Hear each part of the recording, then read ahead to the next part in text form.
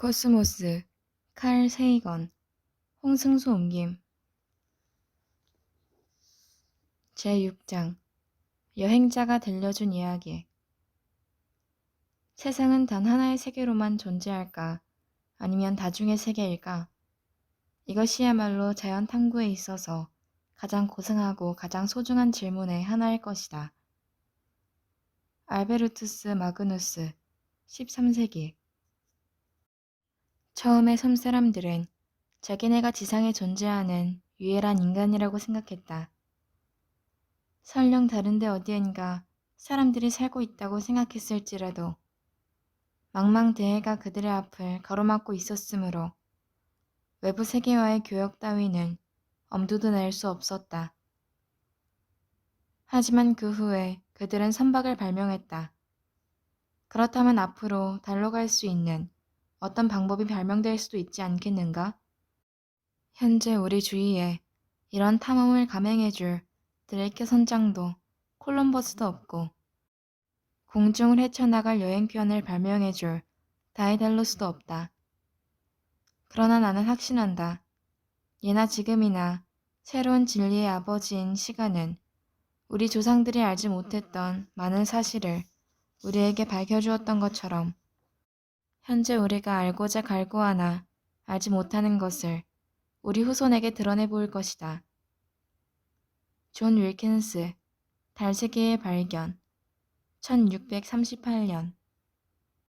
지루한 지구에서부터 한참 높이 올라가서 지구를 내려다보면 대자연이 과연 한 점 먼지에 불과한 이 지구에 자신의 아름다움과 온갖 가치를 다 퍼부어 놓았는지 가늠할 수 있지 않겠는가?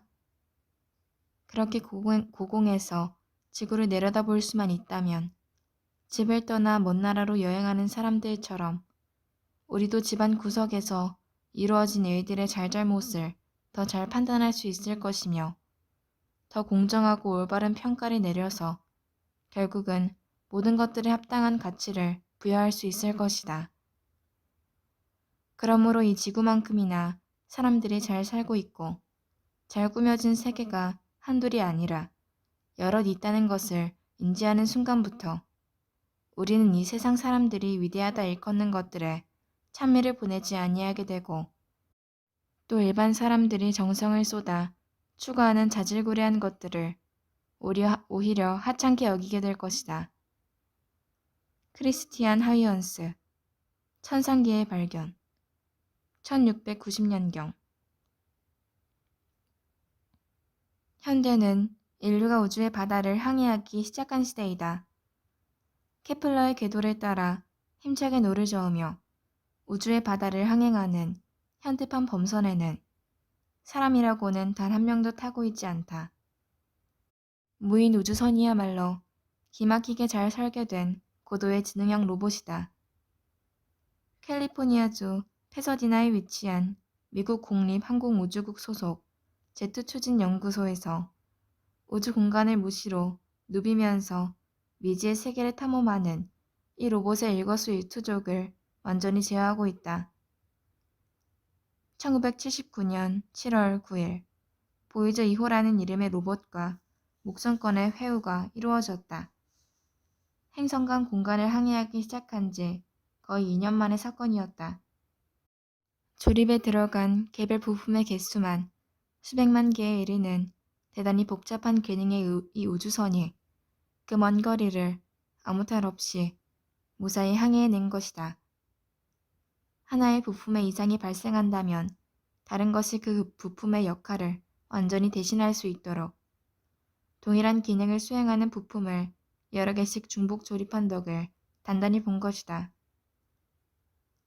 보이저 2호는 총 질량이 0.9톤이고 전체 크기가 큰 방 하나를 채울 정도이다.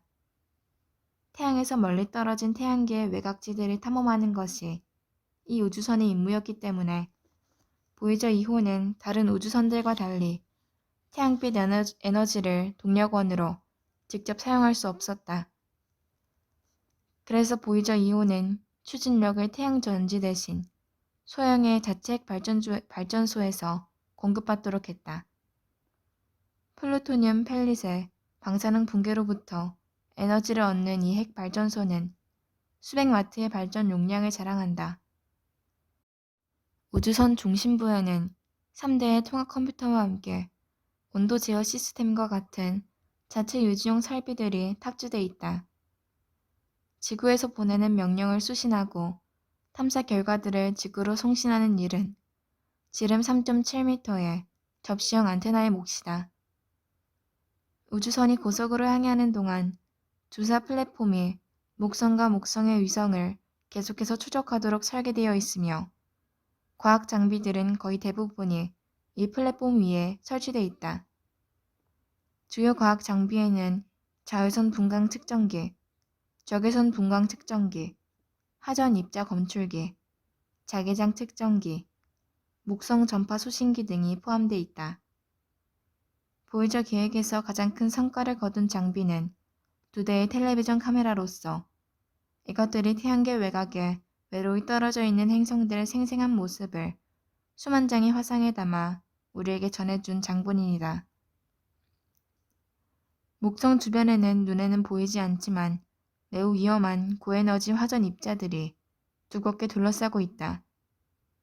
목성과 목성의 위성들을 가까이에서 관측하고 토성과 그 너머로까지 항해하려면 우주선이 우선 목성의 위험한 복사 벨트의 외곽을 뚫고 지나가야 한다. 그런데 고에너지의 화전 입자들은 아주 민감하게 반응하는 관측 장비들을 망가뜨리는 것은 물론이고 전자 장비들을 완전히 태워버릴 수도 있다. 그러므로 고에너지 화전 입자는 보이저호에게 매우 위험한 존재이다. 또 넉 달 전에 보이저 1호가 목성 주위의 고체 입자들로 이루어진 고리 구조를 발견해 알렸는데 보이저 2호는 이 고리 구조를 가로질러 가야 했다. 만약 보이저 2호가 목성 고리에 있는 돌멩이에라도 부딪혀 우주선이 심하게 흔들린다면 안테나의 방향을 지구에 고정시킬 수 없게 될 수도 있다. 그 결과로 자칫하면 소중한 탐사 재료를 영원히 잃어버릴 가능성도 있다. 그렇기 때문에 목성 통과 직전에 지상 통제실의 연구팀은 안심할 수가 없다. 하지만 지상에 자리한 인간과 우주에 떠있는 로봇이 서로의 진행을 절묘하게 결합하여 그동안 몇 차례 발생했던 비상사태를 모두 무사히 넘길 수가 있었다. 이 또한 여간 다양한 일이 아니었다. 보이저 2호는 1977년 8월 20일에 우주의 바다에 진수되었다. 보이저 2호는 화성 궤도를 커다란 홀을 그리면서 통과하고 소행성대를 지난 후 목성권에 접근했다. 그리고 목성과 목성의 14개 남짓한 위성들을 한 줄로 깨는 대장정을 시작했다. 보이저 2호가 목성 곁을 지날 때 목성은 보이저를 가속시켜 토성을 근거리에서 통과할 수 있는 길목으로 보이저를 슬쩍 밀어넣었다. 토성 중력의 도움으로 보이저는 다시 천왕성을 향해 힘차게 달리게 된다. 천왕성을 지나 해왕성을 뒤로하면 보이저는 태양계를 떠나게 되는 것이다. 그 후에는 별들 사이의 광막한 바다를 영원히 떠돌아 다녀야 할 새로운 운명이 보이저 우주선을 기다리고 있다.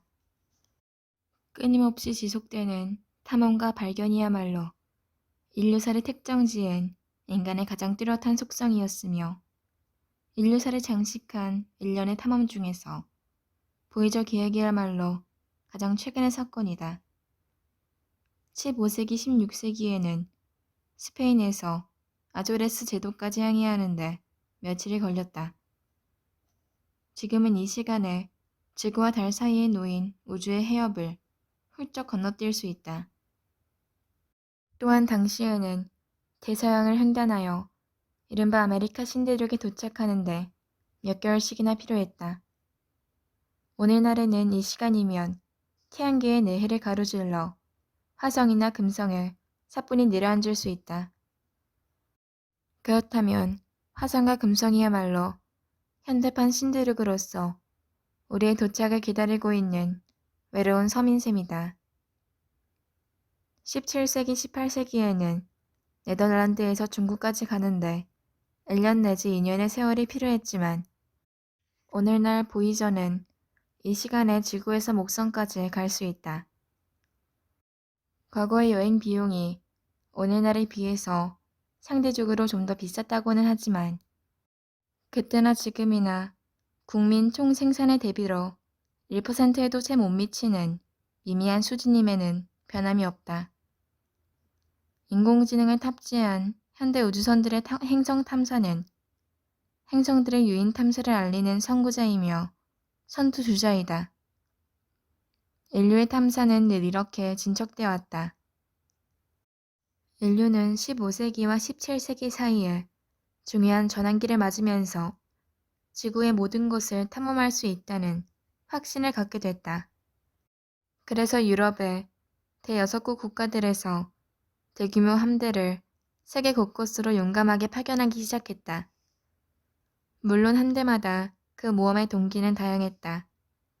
분수에 넘치는 야망, 재화에 대한 탐욕, 국가적 자존심과 국가 간의 경쟁심, 종교의 맹목적 광신, 재수의 대량 사면, 과학적 탐구심의 발동, 모험에 대한 심한 갈증, 스페인 에스트레마두라 지방의 고용 불안을 해결하기 위한 방안 등에서 우리는 탐험대를 유럽 밖으로 내밀었던 압력의 요인들을 찾아볼 수 있을 것이다.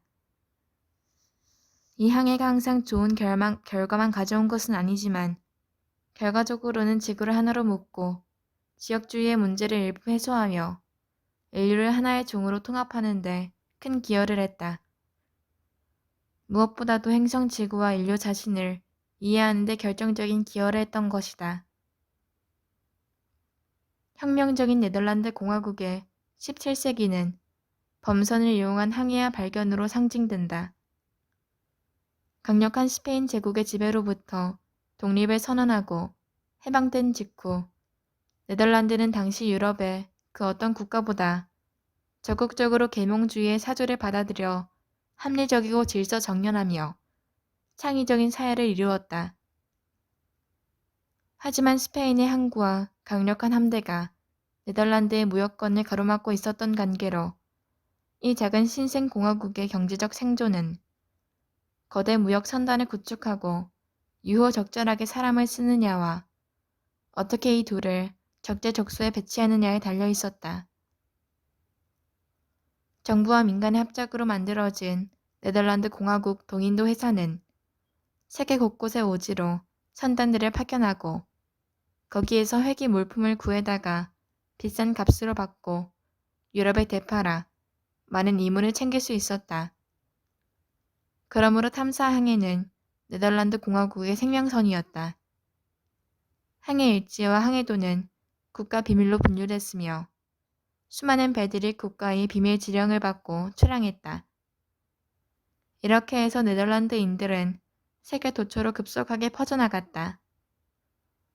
그 결과 북극해에 있는 바렌츠해와 오스트레일리아의 태즈메이니아와 같이 네덜란드인 선쟁의 이름을 딴 지명들이 지구 곳곳에 등장하기 시작했다. 탐험 항해는 본국의 경제 교육을 통해 얻을 수 있었던 것 그 이상을 가져다 줬다. 물론 해상 교육을 통해서 얻을 수 있었던 경제적 이득이 엄청난 것이긴 했지만 말이다. 그 속에서는 지식 그 자체를 추구하는 과학적 탐구의 욕망, 미지세계와 그곳의 동식물을 발견하고자 하는 호기심, 그리고 자신들과 다른 사람들을 알고 싶은 열정이 있었다. 이 모든 것은 탐험을 이끄는 또 하나의 강력한 추진력이었다. 암스테르담 시청 창자는